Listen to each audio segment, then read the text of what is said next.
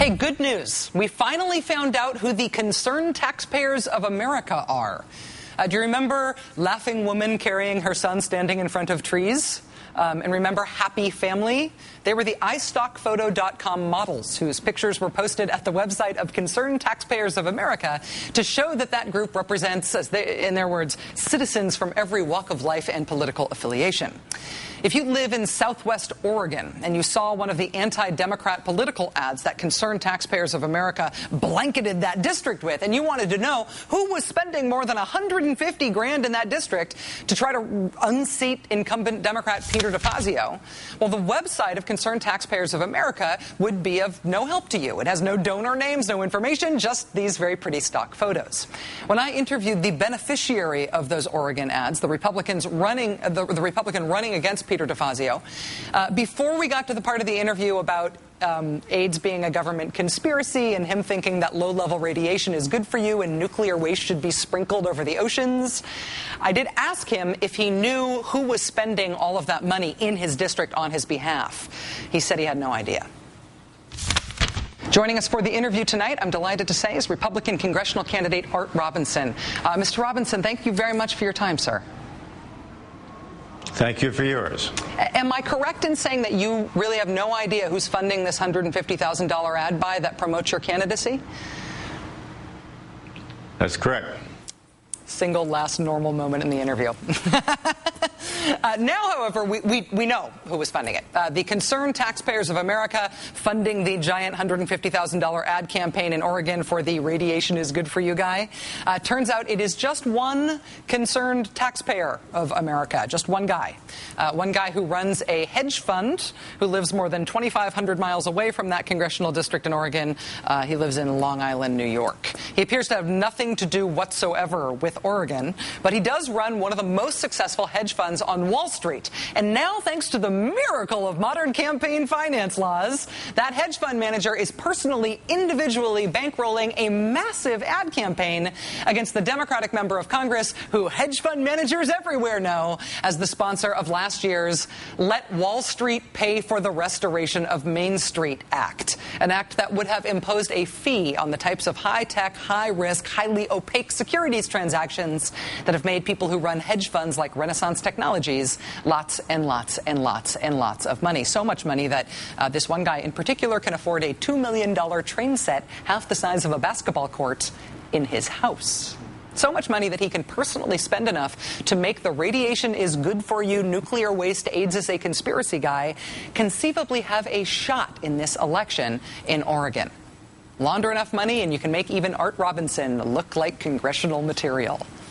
There is nothing wrong with being richer than God. There is nothing wrong with being richer than God and wanting to promote challengers for members of Congress who are preventing you from becoming even richer than two gods. But before this year, nobody would have thought it was normal or feasible or even conceivable that an individual person could individually give a $156,000 individual political donation to an individual candidate, which is what this amounts to.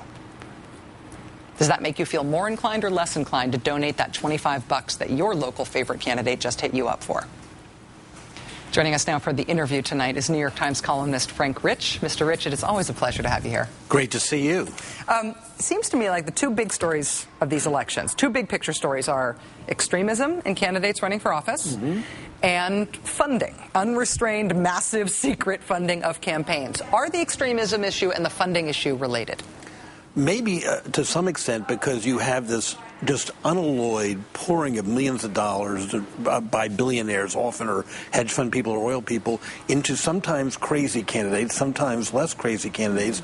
But it shows that they'll basically take anyone who will be a tool for their corporate interests once that congressman or senator is in Washington. So they seem to be completely indiscriminate, so there's no bar at all. Just any extremist can receive this money as well as someone semi-respectable or respectable. Well, and I guess everybody says, oh, disclosure is the issue then. Disclosure means that you can weigh these people's interests against the other interests that might balance them out on the other side. But if one guy is spending $156,000 to run ads for one guy for whatever quirky reason, disclosure will go some distance toward highlighting the absurdity of that, but doesn't ever really balance it out. I mean, no, yeah. it's sort of the Manchurian Candidate, but run by money. And of course, we don't even have disclosure in a lot of cases. It's amazing here that we actually, in this district, we know, but a lot of this money is secret. So it's the worst of both worlds, it seems to me. I'd also like to get your reaction to reporting by your paper, by the New York Times, and by Think Progress about the Koch brothers. It's like a liberal fantasy about the way the right wing works. They're convening, these oil billionaire brothers, right, convening secret strategy meetings for conservative zillionaires, these secret meetings twice yearly to direct right-wing money and strategy. Now, them meeting and talking strategy doesn't seem that conspiratorial or interesting to me, although it is secret, so that's a little weird. What seems interesting to me is that Supreme Court Justices Clarence Thomas and Antonin Scalia are listed as past attendees at these biannual meetings. Is that a weird thing for a Supreme Court justice? I think so. If it's that heavily partisan, of course Supreme Court justices have a right to hear public speakers and hear even somewhat ideological speakers, I guess. But if you're going to events sponsored by two of the richest people in the country, according to the Forbes list, who, by the way, are involved with lots of funding, including some that's the root of the Tea Party movement, under, again, kind of cloudy organizations with very benign names.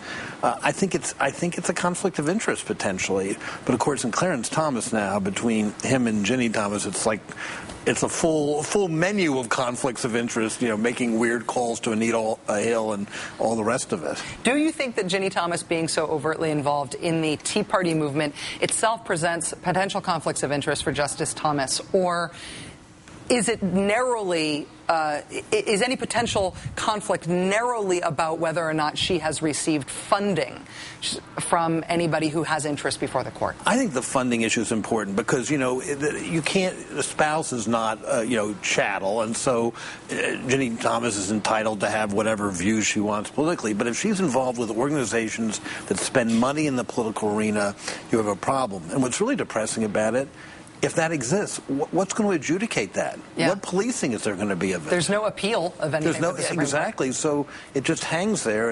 I find that very depressing.